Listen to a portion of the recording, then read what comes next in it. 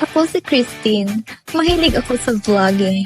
Ginamit ko ang aking talento upang maghatid ng inspirasyon at kaalaman sa aking mga kababayan.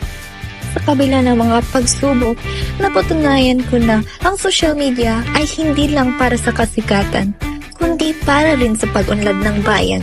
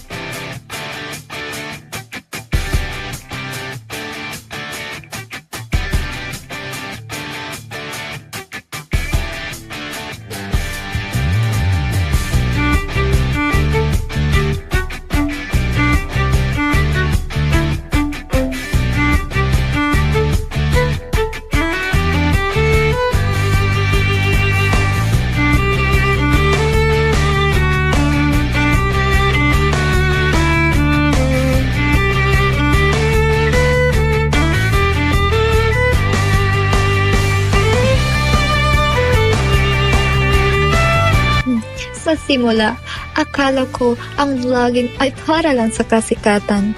Pero natutunan kong kaya nitong baguhin ang buhay ng bawat isa. Ang talento at husay ng bagong henerasyon ay hindi lang para sa sarili natin. Ito ay para sa progresibong bayan.